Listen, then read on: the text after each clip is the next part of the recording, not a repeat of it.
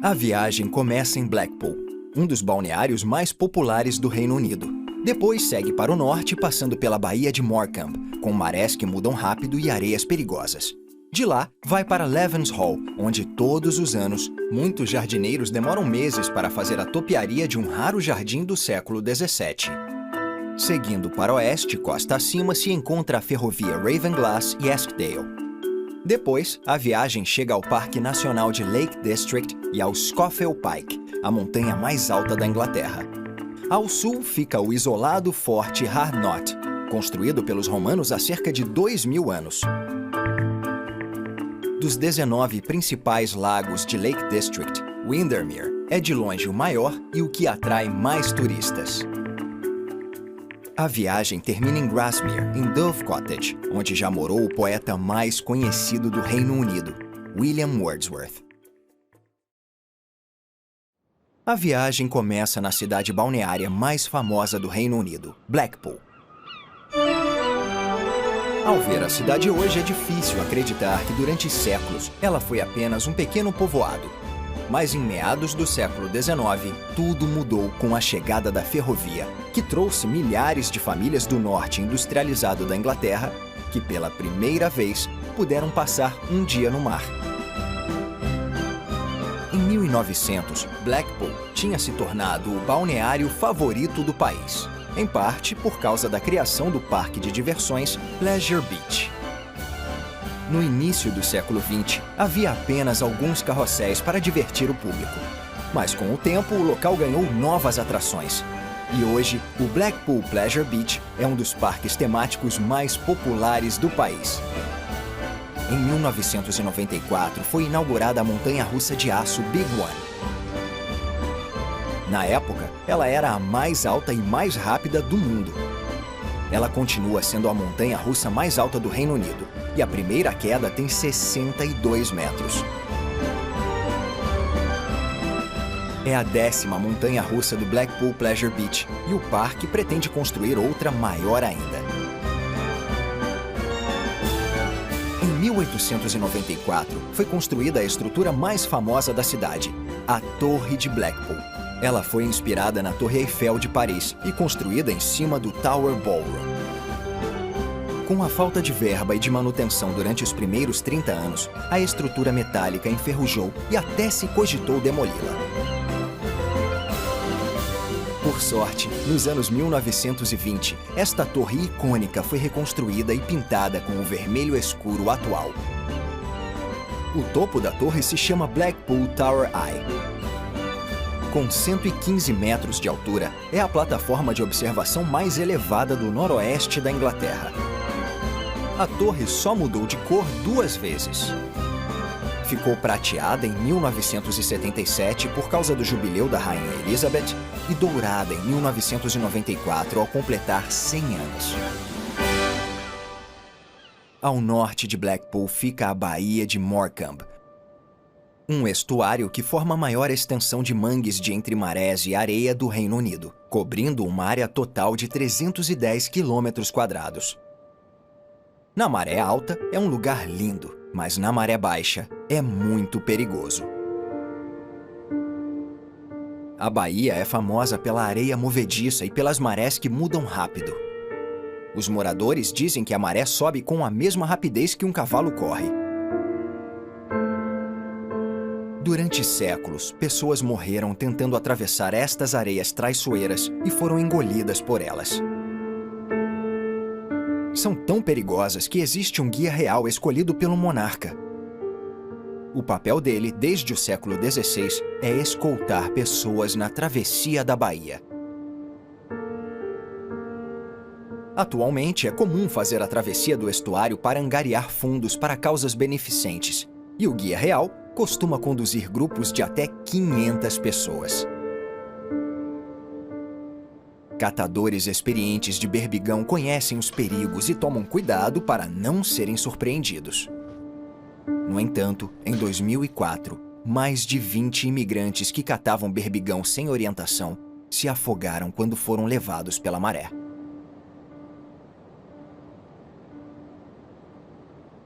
Alguns quilômetros ao norte da Baía de Morecambe fica Levens Hall. A casa atual foi construída ao redor do castelo medieval original e data do fim do século XVI. Em 1688, o dono perdeu a propriedade por causa de uma dívida de jogo. Dizem que o coronel James Graham adquiriu o imóvel com uma aposta de um as de copas. Uma vez proprietário, ele fez melhorias na casa e no terreno. Contou com o francês Monsieur Beaumont, um dos jardineiros do rei James II, que tinha cuidado de parte do jardim do Palácio Hampton Court. O novo jardim de Levens Hall foi feito no estilo formal da época, com árvores esculpidas, caminhos e canteiros. O surpreendente é que ele ainda existe, portanto é um exemplo muito raro daquele período. A manutenção do jardim também é cara e consome tempo. As árvores são esculpidas uma vez por ano, e isso exige meses de trabalho de jardineiros muito talentosos. Esta criação exclusiva do Coronel Graham e do Monsieur Beaumont agora está preservada para a admiração e o encanto de todos que vêm visitar o jardim 300 anos depois de ele ter sido plantado. Ao oeste se encontra o Priorado de Cartmel, que data do século XII, quando um prior e 12 monges chegaram para construir o primeiro mosteiro. Durante 300 anos, a comunidade viveu e rezou em paz, e aos poucos reconstruiu a igreja. Até o rei Henrique VIII começar a dissolução dos mosteiros em meados do século XVI. Mas ao contrário de muitos mosteiros que foram destruídos, Cartmel sobreviveu, pois o prior não enfrentou a coroa e, com o apoio da comunidade, salvou o priorado, que se tornou a igreja paroquial da região.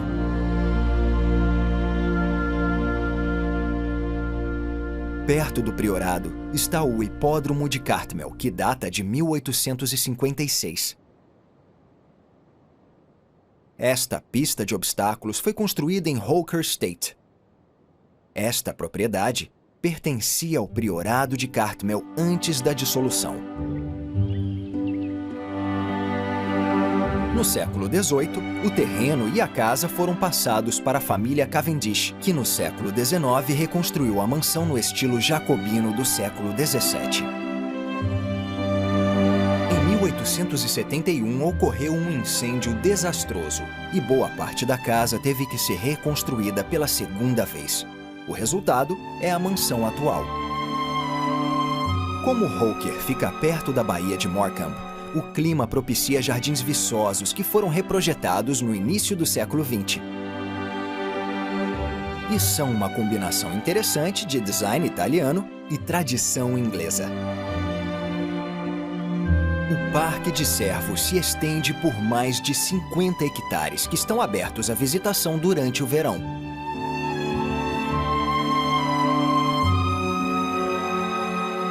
De volta à Baía de Morecambe, se encontra a Ilha Chapel, onde uma igrejinha foi construída no século XIV. Isso porque a ilha se situa no percurso da antiga travessia do estuário e servia de refúgio para viajantes surpreendidos pela maré. Agora só restam as ruínas de um chalé do século XIX. Quem quer visitar a Ilha Chapel deve ir durante a maré baixa e pedir orientação. A Baía de Morecambe também abriga a Ilha Peel e o castelo dela. Em 1327, o abade da Abadia de Furness recebeu permissão do rei Eduardo III para construir um castelo na ilha. Na época, boa parte do norte da Inglaterra sofria ataques escoceses e os monges de Furness queriam fundar um local seguro e proteger os navios de carga de invasores e piratas. Durante a dissolução, o castelo de Peel virou propriedade do rei Henrique VIII, que simplesmente o deixou virar ruína. O destaque do local é uma fortaleza enorme, cercada por uma muralha interna e outra externa, ladeadas por um fosso e torres nos cantos. As pedras usadas na construção do castelo foram tiradas da praia e os monges também importaram arenito vermelho para fazer detalhes arquitetônicos. Mais para dentro e ao lado de Swinside Fell se situa o Círculo de Pedra de Swinside.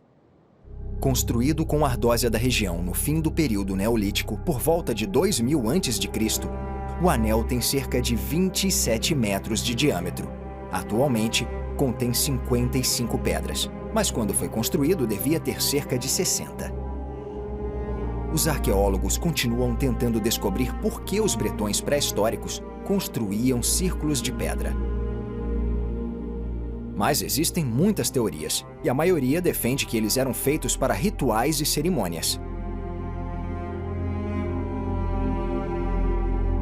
No entanto, segundo o folclore medieval da região, à noite, o diabo pegava as pedras de uma igreja em construção e, no processo, criou o Círculo de Pedra.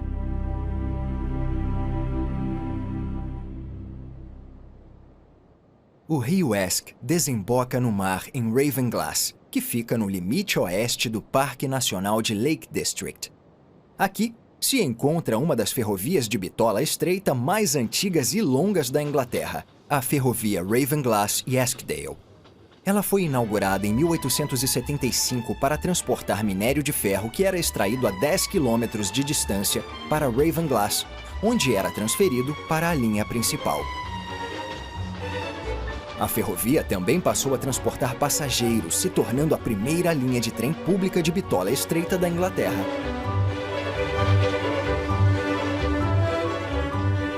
Em 1953, a mineradora resolveu desativá-la.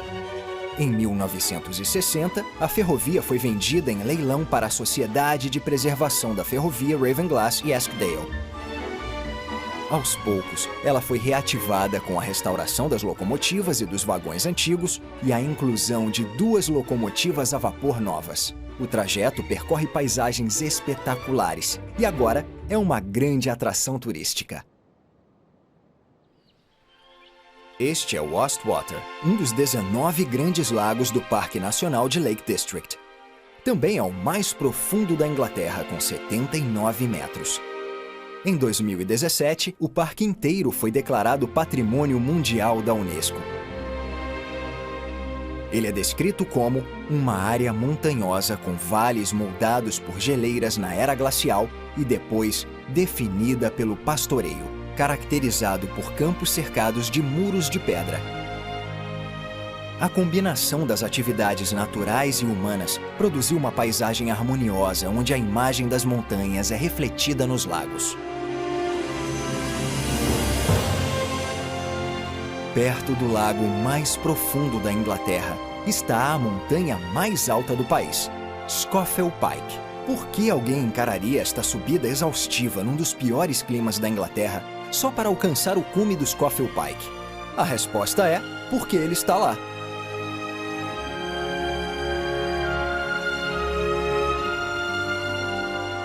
Mas esta montanha de 978 metros de altitude é apenas um pouco desafiadora para quem tem preparo físico e costuma ser descrita, especialmente com tempo bom, como exuberante, impressionante, linda e até romântica, pois a vista do topo inspirou poetas como Wordsworth e Coleridge e escritores como Alfred Wainwright.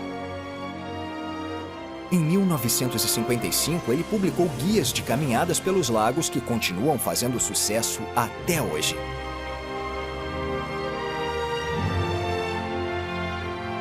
Caminhar no Scafell Pike se tornou popular no século XVIII, muito antes de haver mapas decentes. Então, as pessoas eram guiadas por moradores da região que queriam complementar a renda. Agora, cerca de 100 mil pessoas sobem ao topo todos os anos. Quando o céu está aberto, dá para ver a Escócia, o país de Gales e a Irlanda. Abaixo do Scafell Pike, num espinhaço rochoso de um belo vale, está uma recordação de 2000 anos do passado britânico.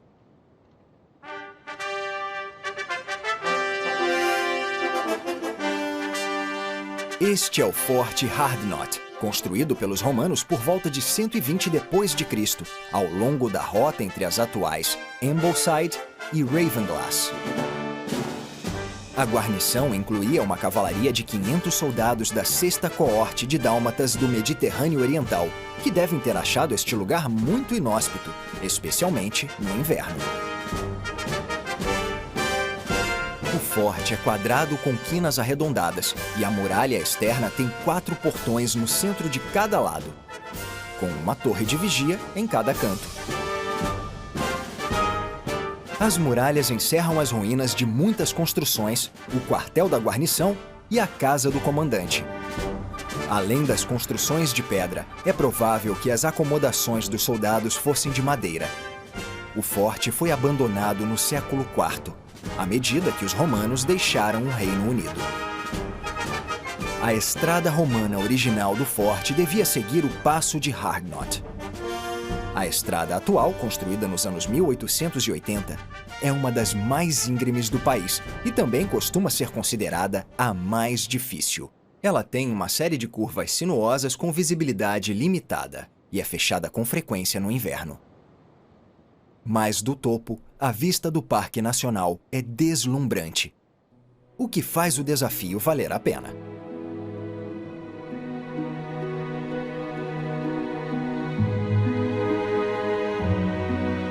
Ao sul fica Coniston Water, o terceiro maior lago do Parque Nacional.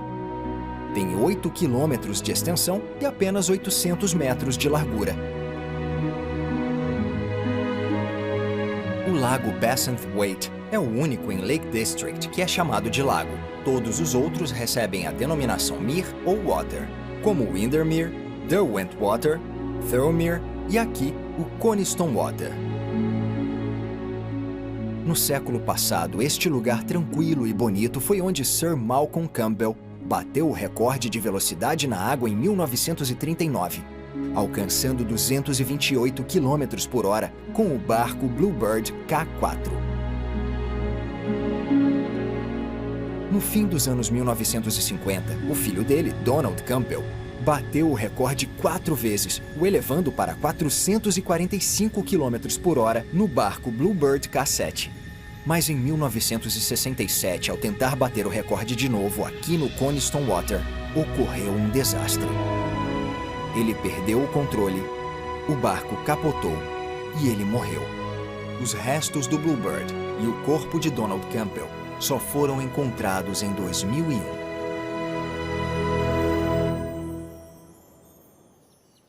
Ao leste do Coniston Water fica o vilarejo de Near Surrey e o lar de uma aclamada escritora infantil, Beatrix Potter. Ela comprou esta propriedade, Hilltop, em 1906 para se refugiar de Londres. A região inspirou muitos dos personagens famosos dela, como Peter Rabbit, Jemima Puddle Duck, Mrs. Tiggy Winkle e Jeremy Fisher. Além disso, ela ilustrou os livros com desenhos que agora fazem mais sucesso do que nunca. Beatrix Potter também foi uma das primeiras financiadoras do Fundo Nacional, que começou preservando Lake District e o estilo de vida da região. Ela ajudou a comprar terras e fazendas para proteger o lugar do desenvolvimento. Hilltop foi deixada para o Fundo Nacional quando ela morreu em 1943. Agora, os visitantes vêm ver como Beatrix Potter foi importante com a generosidade dela e a determinação em conservar a personalidade de Lake District para gerações futuras. Um exemplo de preservação é o Windermere, o maior lago do Parque Nacional. Também é o maior lago do país e, desde a chegada da ferrovia em 1847, ele é um dos destinos de férias mais procurados. Agora, os turistas podem passear no lago no Tarn, um barco motorizado da era vitoriana. Ele foi construído em 1891 como um iate a vapor e convertido para diesel em 1957. Ele já transportou cerca de 12 milhões de pessoas.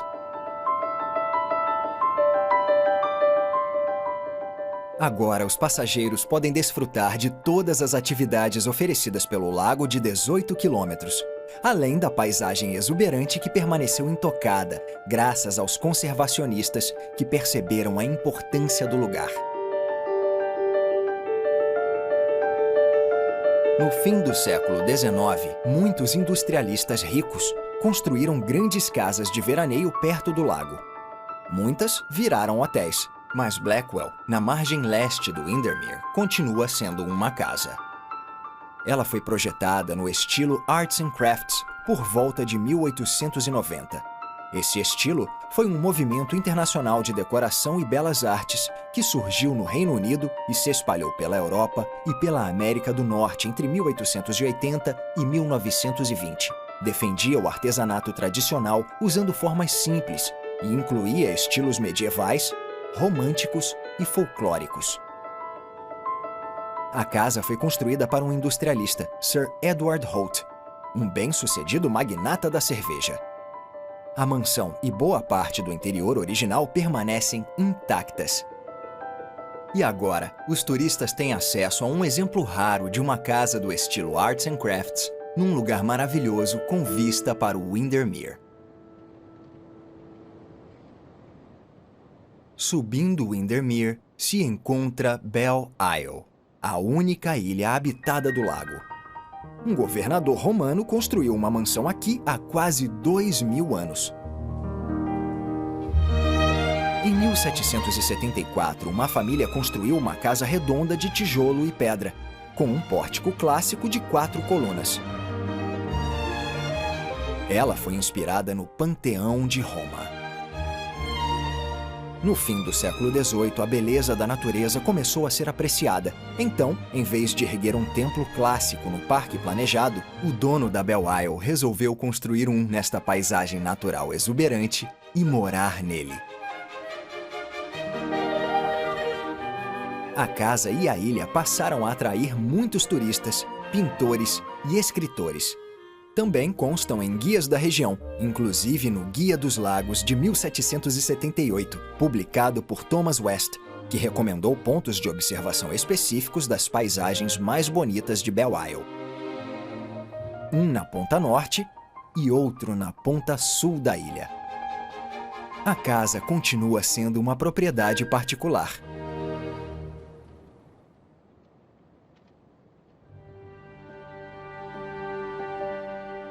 Em 1810, o autor de Guide to the Lakes escreveu: ao preparar este manual, o objetivo do autor era criar um guia ou um companheiro para as pessoas que gostam da natureza e que queiram visitar a região dos lagos com o nível de atenção que a beleza do lugar exige.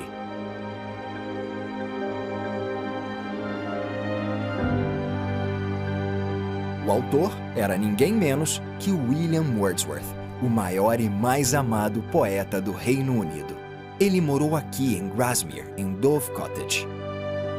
Ele se tornou conhecido como um dos poetas dos lagos porque, além de morar na região, se inspirava nas paisagens e nas pessoas do lugar. Ele foi uma figura essencial do romantismo da literatura inglesa. Todo um vilarejo se desenvolveu ao redor da casa de Wordsworth. Tem até um museu sobre a vida e a influência dele, e um centro educacional que oferece cursos sobre as obras dele. Talvez o poema lírico mais famoso de língua inglesa seja o Daffodils. Fala da reação dele à beleza da natureza e da alegria que ele sentia. O uso de linguagem simples causa ainda mais impacto. Eis a primeira e a última estrofe para concluir esta viagem. Sozinho como nuvem, perambulei, sobrevoando vales e prados. Então uma multidão avistei, um bando de narcisos dourados. Na margem do lago, sob as árvores tremulantes, dançando com a brisa sussurrante. Pois quando me deito sem pudor e me deixo cair em meditação, eles brilham no meu olho interior, o que é a bênção da solidão. Então meu coração se enche de alegria, e com os narcisos cai na folia